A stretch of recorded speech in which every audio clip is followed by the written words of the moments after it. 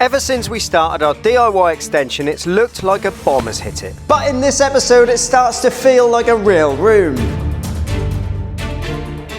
Because we're about to transform the place with some special changes that will add 6 figures to our property. This is the moment the whole project turns a corner. Right, it's getting drafty. First job of the episode, time to get the sliding door into our opening.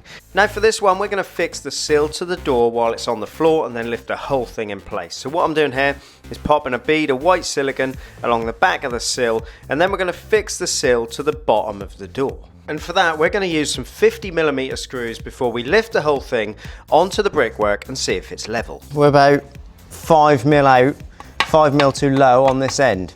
So what we don't want to do is lift the door in and then have to fudge the packers in afterwards. It's a little bit tricky because you have to keep lifting the door up.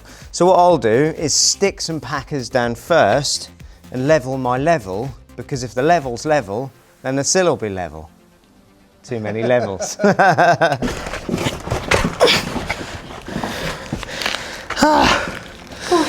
My advice, get a smaller door.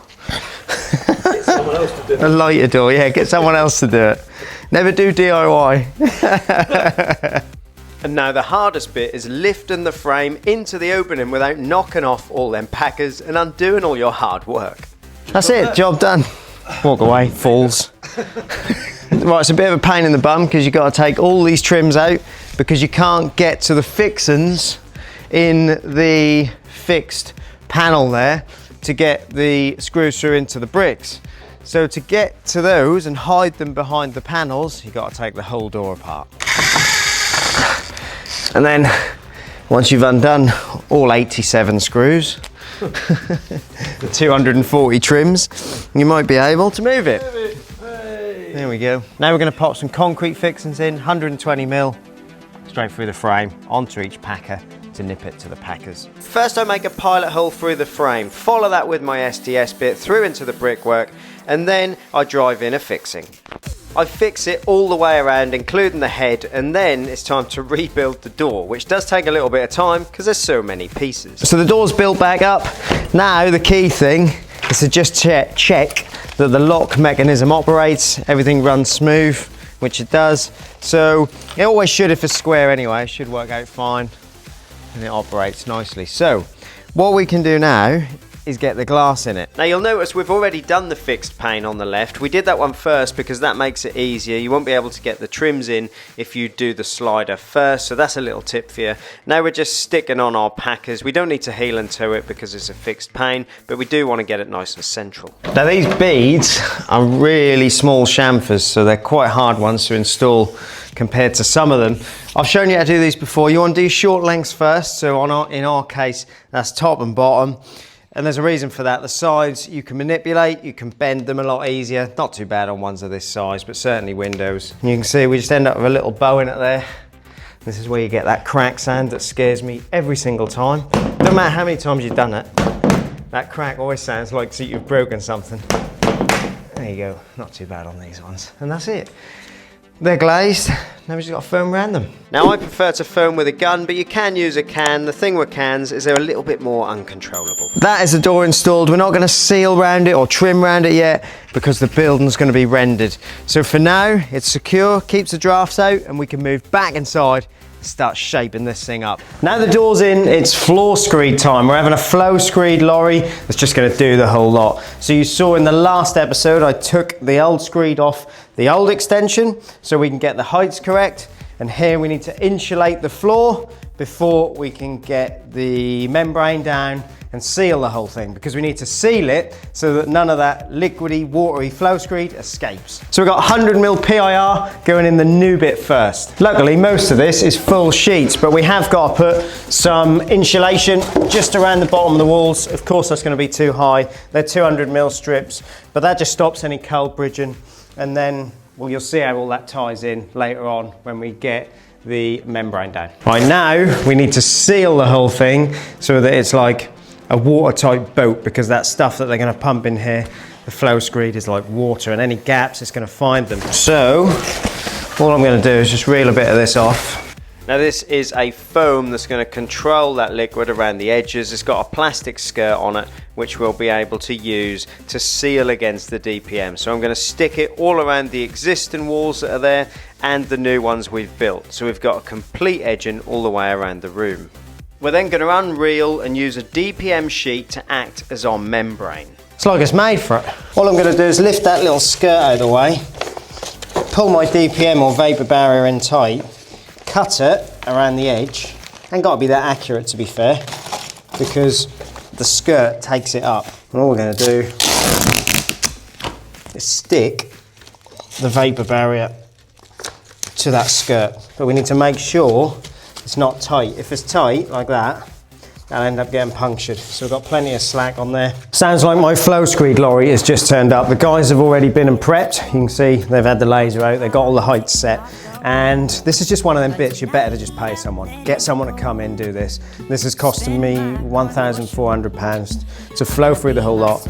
Don't give this a go yourself. This is just one of them jobs. Even in the DIY extension, there's certain things you need to get done.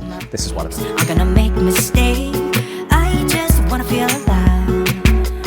It's just what I do when I'm out, so try not to hold me down. Feel alive when I'm in this town. Look at those beautiful stars. I wanna drive a faster car. Nothing can break me, no, no, nothing can break me. Try not to hold me down. Feel alive when I'm in this town. Look at those beautiful stars. I wanna take a trip to Mars. Nothing can break me, no, no, nothing can break me.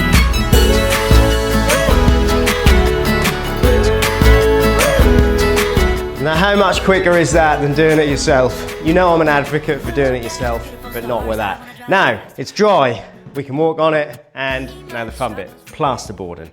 We hate this job, don't we, Chris? We hate it. And the plasterboard lift isn't here yet. We're in a muddle, we've got to get it done. It's going to be grim, so we've got to lift these big sheets of 12.5mm plasterboard up on the ceiling, get them screwed up there. Fortunately, we still had the tower, so that did make things a little bit easier because we were able to lift the boards up onto the tower, get them above our head, and then lift them up onto the ceiling. It was made a little bit more difficult though because we can't hit any of the cables. There are cables running to the downlights and the sockets through this ceiling. The ceiling's done, that's always the heavy bit. Now onto the walls. The walls are going to be a little bit tricky because we need to match in with existing things. That's always going to be the difficulty on a job like this. Like here, for example, we've only got just over 10mm. Normally I'd want to use 12.5mm plasterboard, but we ain't got a choice. We're going to use 9mm and we're going to use foam to stick it to keep the thickness down because we don't want to step between the two walls. Stick seal from X-Pro. This is a lot easier than the traditional dot and dab, especially if you're trying to get nice and tight to a wall. It's really easy to use as well. All we've got to do, around the edge, I'll just whack a bead of this all the way around the perimeter of the board. And then all you do, even coverage, all the way down the board. And the great thing is the coverage on a can of this stuff is the same as a 25kg dot and dab bag. So really good coverage per can. Then all we do, let that go tacky. So you want to leave it for about 5 minutes before you put it on the wall. It doesn't have any body to it if you do it too early. You have to let it kind of foam up, go tacky, then we can get it up. In the meantime, all I do, water. The water makes the foam, and this is the same, not just for plasterboard foam, but any foam. Water, moisture, makes that foam go off a lot quicker. And in about an hour, we would actually have an absolutely solid board. You ain't got to wait loads of time. You can get on plastering a lot quicker with this stuff. So I'm just going to spray loads of water on here, then we can get that board up. Hopefully we've got a little gap around it, but like I say, we put bonding in that anyway, so it doesn't matter. Yeah. You want a little gap, you flush there, yeah? Yeah. So what you have to do with this stuff, once it's on there, you just hit it on. Same process as that throughout the rest of the room, and you can see we've put fireboard over the steel, that's in the regs, and then we've scrim taped and bonded all the gaps to make the walls good enough to plaster. Everything's plasterboarded. I didn't show you every single bit of plasterboard because you just get bored. It's the same process really. So we've squared it all up, and now Andy's here. And he's a plasterer. I'm not a professional plasterer. My job would look rubbish. So I got Andy to do this, and we'll show you a few bits as we go.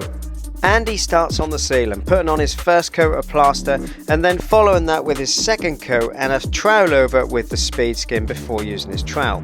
We then move on to the walls, and to be honest, I've not shown you all of this because, well, it's not that exciting. And throughout this whole process, I was just labouring and doing the odd little bit for Andy. So, I'm just having a little go at this, but really I'm just making a hash of it, not Andy. Yes, completely. He only picked the trowel up and literally just done what you saw. Yeah, so that is it. You can come along and that's all he's allowed to do. You can come along and repair it for me. So Andy does all my plastering. I've had a few questions actually. Who does my plastering? So where can people find you? Facebook, Instagram, and Brune's Building and Maintenance. Happy days. So I'll pop the links in the description. He's really good at what he does, and he gets me out of a muddle. I can only do a few little bits. He comes along and does the big jobs for me. So give him a look. If you want some plastering in the Norfolk area, he's your man. Now we're going to leave Andy to it. He's in the old bit plastering this bit out now, and we're going to go on a little road trip. Because we're heading up to DIY Kitchen's new showroom, which is meant to be pretty impressive because we need some inspiration and we need to pick our kitchen. So I drove 3.5 hours to one of DIY Kitchen's newest state-of-the-art showrooms. So we're going to have a wander around. It's a big place, it's going to take us a little while, but we really need to pick something today because once that plastering's done, it's a bit of a race against Andy. We need to get this ordered because we need to get it there. Once the plastering's done, it's just spraying it white, then we can start installing the kitchen. So we better find something we like today. My initial impressions are that this is super well laid out. You can visualize absolutely everything. You don't have to guess with any of the things that you're going to pick for your new kitchen, which is why we came here, because we really aren't sure if we can fit an island. This is a good little idea. So you can pull this out and see if you can fit an island in your kitchen. And sadly, I think an island's going to be too tight, so the hunt continues for our perfect kitchen. We've spent 2 hours walking around this showroom, which is over 2 floors, and there's so many pre-built kitchens, so much inspiration. It took us a little while, but then we stumbled upon the perfect kitchen. I like this worktop, Arctic white quartz. I love a proper stone top. I think we'll have to add that to the list. And in one of the other rooms, we found this grey palazzo gloss, which will look amazing with them worktops. So it really is quite an impressive place. There's loads of kitchens laid out, absolutely tons of them, different designs for you to choose from. I really like that white quartz top with the dark units. I think we've found a bit of inspiration. I'm going to head home, get on the online planner because you can build it all yourself on the website, and then hopefully we can get it ordered and get it to ours on time. Right, we're back home and in the office, and we're going to head on to DIY Kitchen's planner because we can find all of them things that we saw in the showroom and we can plan it ourselves from home. We can design our room, find all the things we liked on there and put them all in the room to come up with a design. The first step to any kitchen design is to design the room and tell the system where your doors are, walls are, and what shape the room is so that you can start to position some of the cabinets and appliances. We then move on to selecting the style of kitchen cabinet that we want. We're going for that dark palazzo gloss, and then we find the worktops that we liked in the showroom, which are the Arctic white quartz. We add all that to the list and then we can position all of the cabinets. Now why this works well is when you're in the showroom, if you scan the little QR codes on each of the kitchens, in the live kitchens in the rooms, you will actually see a list of the items that make up that kitchen. So for example, them worktops I liked, I scanned it, it told me they were Arctic white. The units are palazzo gloss. I know all that because I just scanned it. I can then come home and add it to my list. And after a bit of a play on the planner, we can finally build our 3D room. And look at that, I'm really happy with that. We've looked at it from different angles and this is what we're going to go for. Now, I'm only ever going to recommend you guys something on this channel that I believe in and that I would use myself. Think of it like this. I'm about to put a DIY Kitchen's kitchen in my extension that I've just spent a year of hard graft, blood, sweat and tears making. If it wasn't good quality, it wouldn't be going in my house. So if you are looking for a kitchen, head to DIY Kitchens, either the online planner or visit their showroom, and I'm sure you'll find something amazing. They haven't paid me for this, but they are supplying the kitchen for my extension, just to be completely open and honest. Now I'm going to submit that plan to one of their experts so they can look over it, because you never know, I might have made a mistake on there and we can't afford any delays. We really are up against it. Right, I've got no voice, I've lost my voice, but the plastering, as you can see, is done. Now we've beat Andy He's gone, and we now need to get this mist coated because we've only got a couple of weeks until the kitchen arrives. It's not fully dried out in the old bit, but you can see there's a bit there that's not fully dried out. We've got a heater going, we've got 2 fans going, and we've got a dehumidifier going. We're trying to get this dried out as quick as we can because we are in a bit of a rush. And yeah, I need to get this mist coated. I need to try and get some of the floor down and beat the arrival of our DIY kitchen's kitchen. Now I use a Wagner 250R paint sprayer. It's an airless sprayer and it is a beast. I've done a video how to use it. I'll pop that in the description. So if you do want to find out how to spray and how to mist coat, you can go and check that out. Mist coating is just watered down white paint. Spraying is a lot quicker than rollering, especially for mist coating and white because it's just one color. It took what, all of a minute to do that whole section that you saw me do there, even though I probably sped it up because I didn't want you to get bored. And it seals and primes that plaster so that we get a good key with our top coat. That's what mist coating does. It's just watered down emulsion. Now the downside of spraying is we have to mask everything off. It takes ages to mask all the windows, doors, anything like that off. So that takes a little bit of time. Otherwise, it's mega quick. So just like it's not that exciting watching plastering, it's not that exciting watching paint dry either. So we now have a completely white room. Light's got to be taken down in there. That's why it looks a different color. It's not. It's completely white. I've not bothered with colors because we want to get this done quick. It's really hard living in here with young kids. And if I start painting colors, it's going to take me a lot more time. Plus, I really don't like painting. So I'm cheating. We're just going to leave it all white for now. What we need to do next, and which is a little bit more interesting, is all the finishing things. So windowsill, that's now going on, windowsill board. And then we need to get on with some electrics because we need to get some lights in here so we can see what we're doing. So what I'm going to do is I'm going to second fix everything now, downlights, switches, sockets, but it's not going to stay like that because I've got a little trick up my sleeve. I actually want my kitchen to be a smart kitchen. And I'm not talking about any smart kitchen. I'm not talking about an app on your phone where you turn the lights on. No, I'm talking about a kitchen that knows exactly what we're doing in the kitchen at any one time. And that's going to be in the final episode. More on that to come, but for now, we do just need to get some switches and some downlights in. Now I'm using my Hupar Pro laser to project a line along the ceiling. And fortunately, I made a plan before we boarded the ceiling so I know exactly where these downlights need to go. So we drill the holes for them, and then I wire the transformers and pop my downlights in. They're really easy to do. These are 25mm downlights. I didn't use my normal downlight choice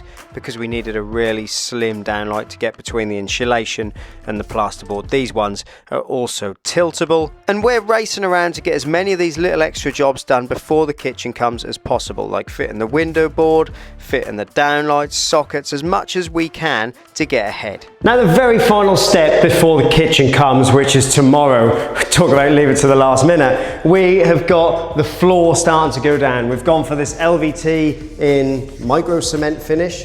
It only cost me, well, I think for this whole space it was 1,200 quid on offer, so it's not bad. It's got the underlay built in, and of course this is a perfectly smooth floor with that flow screed. It's going to go down on here lovely. Well, it already is, to be fair. We've started a few rows already, as you can see. We're working our way across the room. I'll probably do a little B-roll because again it's not going to be that exciting to watch because it's quite repetitive, but the most important thing is we get this done before tomorrow when the lorry turns up. To save myself a few quid, I didn't bother laying floor under the cabinets, and fortunately this floor is extremely easy to lay, with most of our cuts only needing a score and snap method. The tiles are really simple to cut, and the only bits we have to use a jigsaw for are them complex shapes around corners. There we go, the floor is down. That has took us, what's it, 2 p.m? Something like that. We started at 9 and we only had a couple of strips in that we started yesterday just in front of the door, so that goes down really quick. I could not be bothered tiling out. I love tiling,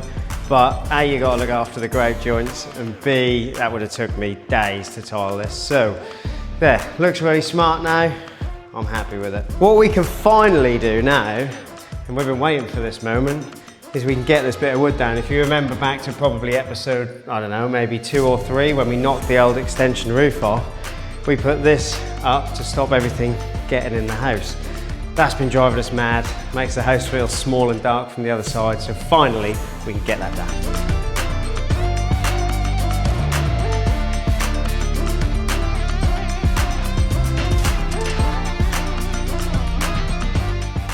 I hear a lorry.